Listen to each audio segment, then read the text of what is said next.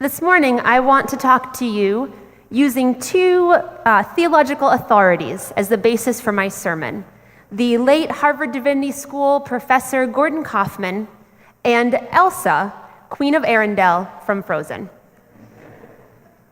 So the first one, Gordon Kaufman, was an esteemed professor at Harvard Divinity School. He was part of the faculty there from 1963 until 1995, although he remained on as professor emeritus after that, and he kept teaching classes and taking on students until 2009. One of those students is Jim Gubbins, who's right here in this room, and Dr. Kaufman finally died in 2011, but all of that time, he was engaged and alive and a vital part of the life of the Divinity School.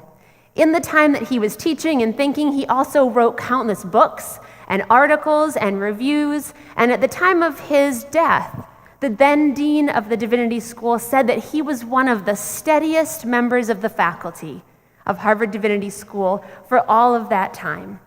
He was always willing, William Graham said, to take on students, work with them, think about theological development and their ideas. He was always willing, he was maybe worried, but probably just willing. He was willing to talk with his colleagues and his peers about theological ideas and to talk about disagreements and about pedagogical issues. He was alive and a steady and vital part of the life of this faculty, and he offered so much, the dean said, to the study of religion and theology all around the world.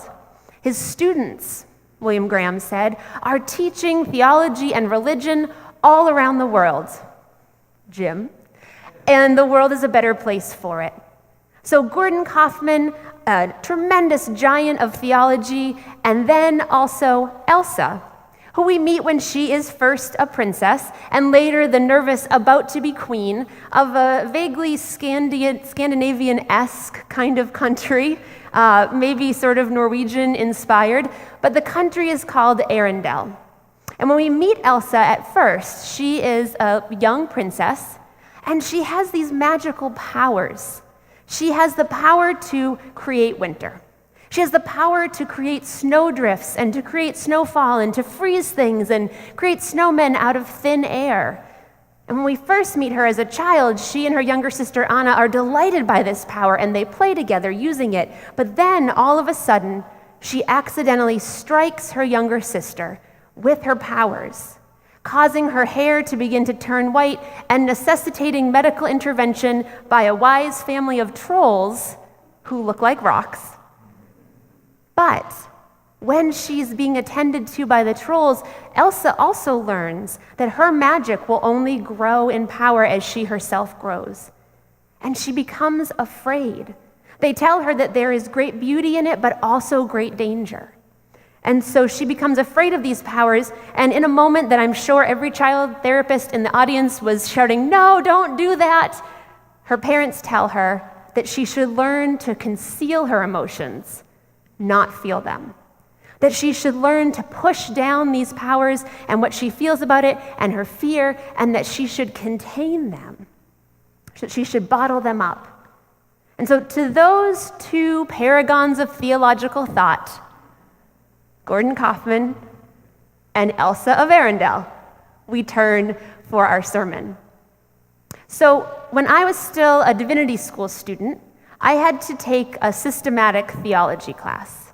And systematic theology is sort of a fancy way of saying kind of theological study and inquiry where you try to explain your entire breadth of theological thought. So what you think about God and Jesus and the Holy Spirit, the world, the church and its place in the world, and you try to explain all of that in a way that holds together and where no one part contradicts the other. That's a system of theological thought, systematic theology. And to fulfill my ordination requirements for the American Baptist Churches of Massachusetts, TABCOM, of which this church is a member, I needed a systematic theology course. And so I decided I would take systematic theology at Andover Newton Theological School, which is Kent's alma mater. So if he were here, I'm sure he'd be going, woo! And he's not, so I'll do it for him. Woo, Andover Newton. So I went there, and I took the class on Mondays from 6 to 9. Once a week, 6 to 9, systematic theology, and I took the class the same semester, and in fact the same day that I had clinical pastoral education, which is essentially like student chaplaincy work, at St. Elizabeth's Medical Center in Brighton. With hindsight, it was not the best idea to think that I could spend 8 to 5 at a hospital doing intense learning and chaplaincy program and then drive to Newton and sit for 3 hours in a very dense, dry, systematic theology course. There were definitely nights by the end where I was kind of holding my eyes open like this. But I want to be clear and just put out a disclaimer, it was not the professor of the class that was the problem. It was just me. It's not him, it's me. But I went through this course, and one of the first things that he told us was that we all needed to pick a theologian. That we needed to pick a theologian who would be, in essence, our theologian, that would accompany us through this class. And so every time we would learn about a new topic, although we would read lots of different types of theological thought, the work of lots of theologians, and learn lots of theory, every time that we had to then turn around and write a paper using all that we had learned, we also had to do it in conversation with our one chosen theologian who was going to be our companion throughout the class. And since I was a good Harvard Divinity School student away from my home school, I decided I'll choose someone from my team. And I chose Gordon Kaufman, who had been at Harvard Divinity School. At first, I was drawn in by Gordon Kaufman's interesting take on God as creator and creativity, and on Jesus as someone who comes not only to teach us, but also as a representative of what community itself could look like. But as I went through this course, beyond all of that, beyond Kaufman's theological thought itself, there was one central question that Gordon Kaufman posed that really resonated with me and that really became formative in my own ministry and my own theological thought. And that question was, beyond everything in systematic theology, beyond academia and esoteric thought, Kaufman believed that good theology must help us to answer one question: how are we to live? How are we to live? If theology can't help us do that, he said, if all of these theories and these ideas and the things that we think about religion and God and Jesus and the Holy Spirit, if at the end of all of those treatises and books and papers, we can't look to it to help us answer the question, how then are we as human beings, as spiritual beings on an earthly journey, how are we to live? If it can't help us answer that question, he said, then it's not good theology. It's not useful to us. We have to be able to dig down and answer that question. How are we to live? How are we to live? What are we supposed to be doing? How should we treat one another? How should we care for one another? How should we coexist? How should we care for this world? How are we to live? That central question resonated with me. It became a part of my own ministerial development and my own thought. That at the end of the day, everything that we do here in this church, in our youth fellowship, in our Sunday school, it's about working towards helping people to answer that question. How are we supposed to live as spiritual beings in human bodies on an earthly journey? How are we to live? I think that's what we're really about here at First Baptist Church, all of us, in so many ways. We come here and we gather because we want to be in community. We come here to pray and to praise, to worship, to sing, to hear the word preached. We come here for fellowship events. We come here for food. We come here for fun. We come here for joy. We come here for weddings and funerals. We come to weep and to celebrate. We come to be together and to learn and to grow. And through it all, no matter which of those other things we're doing on the surface, underneath it all is always that key question: how are we to live? That's what the work of this church, a communal body of believers seeking, growing, striving, finding. That's what we're working towards, always answering that question. As spiritual beings in human bodies on an earthly journey, following Jesus, how are we to live? How should we treat one another? How should we spend our money? How should we care for one another? How should we use our voices? How should we stand up for those that society tells us are somehow on the margins? How should we stand up when a friend tells a racist joke? How should we stand up to sexism in our workplace? How should we disagree with each other? How should we work to hear one another more fully? How should we use our voices to share our unique views while creating a space to hear those of others? How should we stand up? How should we speak out? How should we use our voices and our talents and our resources? How are we to live? Now, we see that question not only for ourselves, but we see those in Jesus' time asking that same question. And I think for us, just as for them, there are so many societal and social cues that are trying to give us answers, right? How are we to live? What truly matters?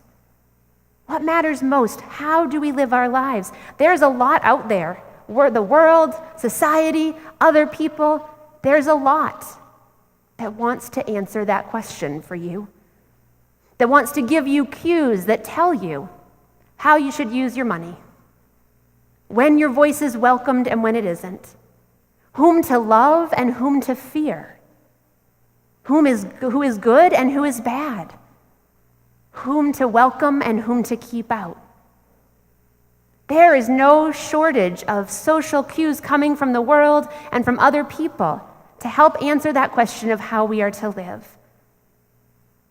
But are those the cues that we really want to take our lead from?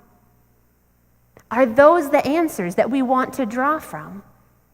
Or is there something more? In the Bible, we see those people in Jesus' time grappling with that same thing. We see them, his disciples and those who lived in the area around Galilee, who knew about this guy, Jesus, who was walking around and preaching and teaching and healing. They go to him. Over and over again, we see them asking questions, and at the core is this central question: Jesus, how are we supposed to live? We see them asking him how they're supposed to love, how they're supposed to show care, how they're supposed to worship. We see them asking what commandments they're supposed to follow. And over and over again, we hear Jesus acknowledge that there's a lot out there, a lot of other cues that they could take, a lot of other leads they could follow, but not to follow, not to listen. Jesus says, you've heard what has been said. You've heard what they told you. But what I tell you is this: love. Love those who love you. Love those who hate you. Love those who are like you and love those who are unlike you. You've heard what was said, Jesus tells them. You've heard what they told you. But that's not all there is, because what I tell you is this: love. Love those around you. Love those with whom you share this journey. Love those who are from a different land than you. Love those who are strangers to you. Love those who speak a different language than you. Love those who worship differently than you. Love those who are kind to you. Love those who are unkind to you. Love those who are unknown to you. But love. You've heard what they told you, Jesus said. I know there's a lot else out there. You have a lot of choices. But what I tell you, if you want to know what Jesus tells you, it's to love.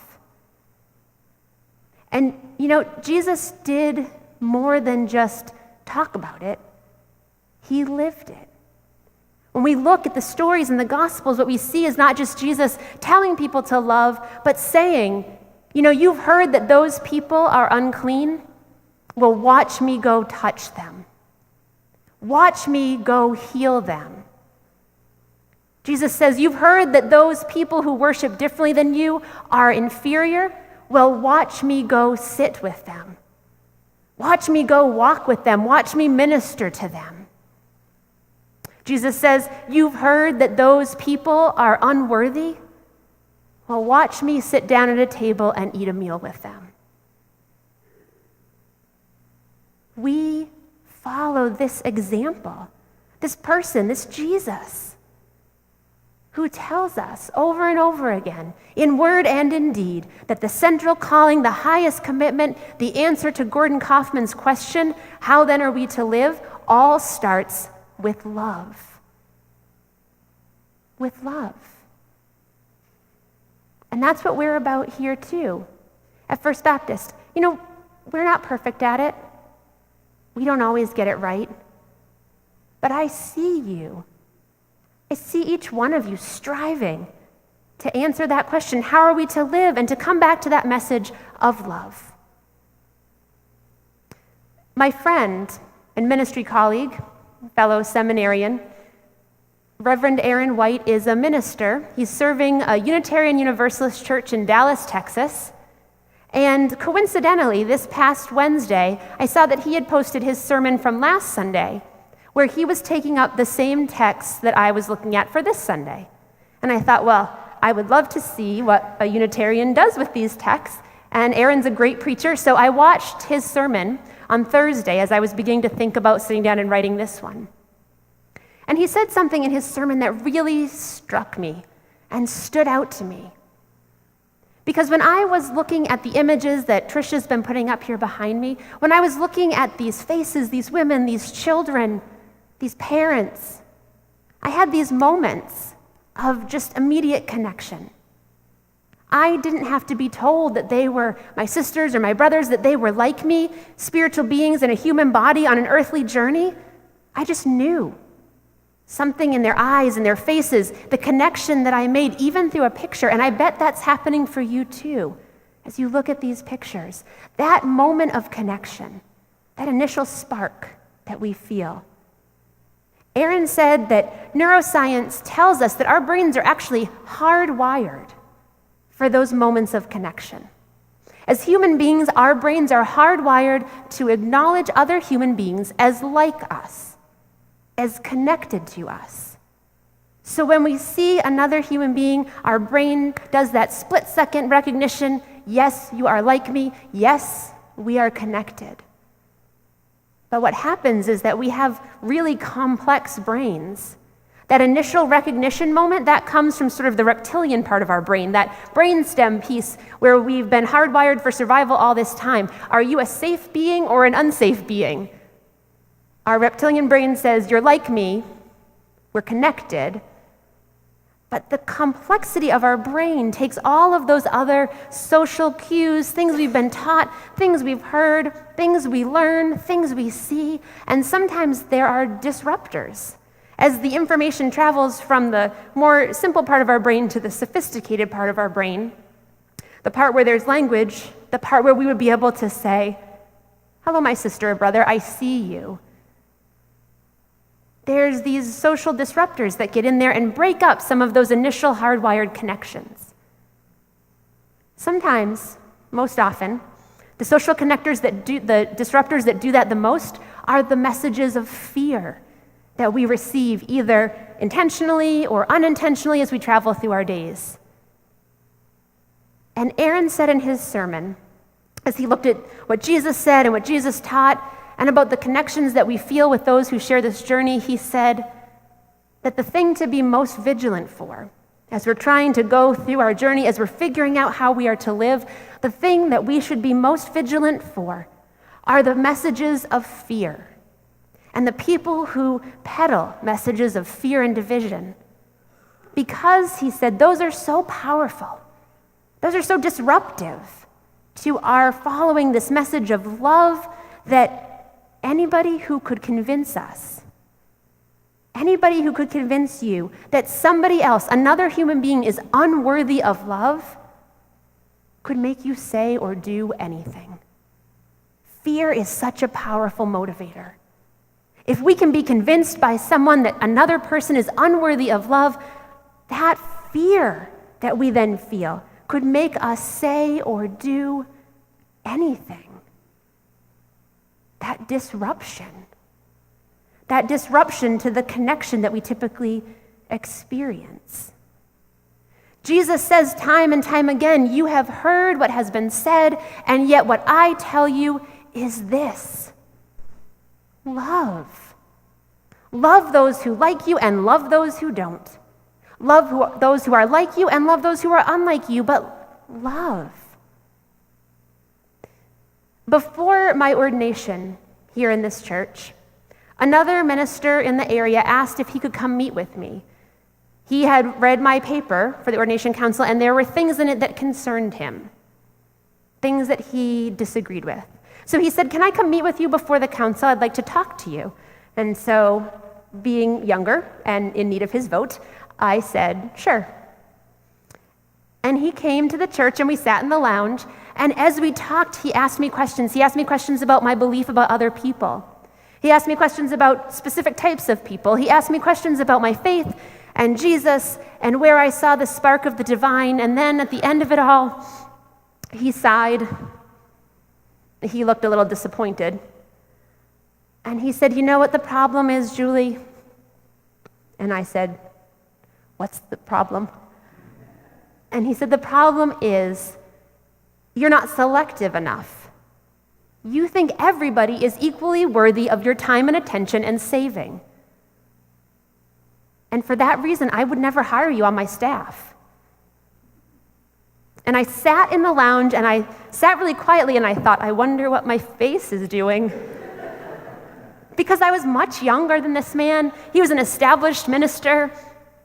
I wasn't even ordained. He'd been ordained for years. And I knew that we were about to convene this council here in this place where I was going to have all these other people, including this minister, here in the room, and I was going to need their vote.